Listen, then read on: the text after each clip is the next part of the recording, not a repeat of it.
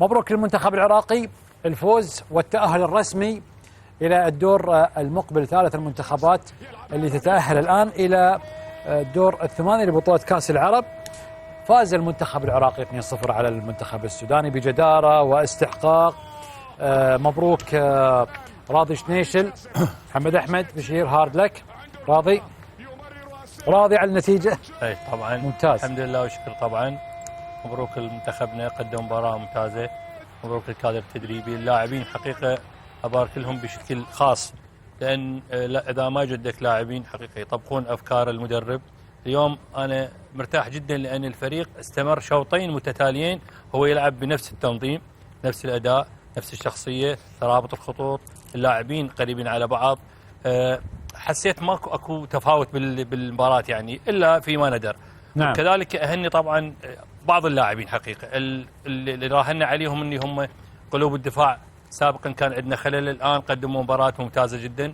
ابارك لزيد، لكرار نبيلي اللي هو انا اعتبر نجم المباراة حقيقة. الكادر التدريبي تعامل مع المباراة تعامل ممتاز جدا.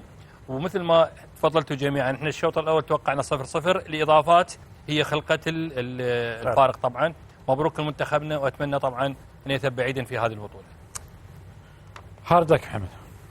في البدايه انا بارك لاخواننا في العراق ونقول لهم مبروك الفوز. وحاب اشكر لعيبه المنتخب السوداني على المجهود اللي اتبذل منهم خلال المباراتين السابقات. لقوا فرص ما استفادوا منها في وقت هبت رياحك ما اغتنمتها. اقلها يعني إذا ما سجلت ما تقبل، لأنه أنت في فرصة في مباراة ثانية. المدرب بالنسبة لي الغيار اللي عمله في خروج عمار طيفور، لأنه عمار طيفور أكثر لاعب كان بيكسر الهجمات بتاعت العراق، خصوصا نعم. المشي على مرمانا. كان في وسط الملعب قطع كرات كثير، بيسترجع لك الكرة دائما. أنا لما يكون عندي لاعب دائما بيرجع لي الكرة لما أنا أفقدها ما بطلع من الملعب مهما كان، حتى لو هو مرهق أنا ما حطلع من الملعب. لكن في النهاية يعني كرة القدم فوز وخسارة. خسرنا مباراة وما بتعني نهاية الدنيا، وإن شاء الله المباراة الجاية يحاولوا يفوزوا، ولسه في حظوظ، تتمسك بحظوظك لحد آخر لحظة، وإن شاء الله الجاية أجمل إن شاء الله.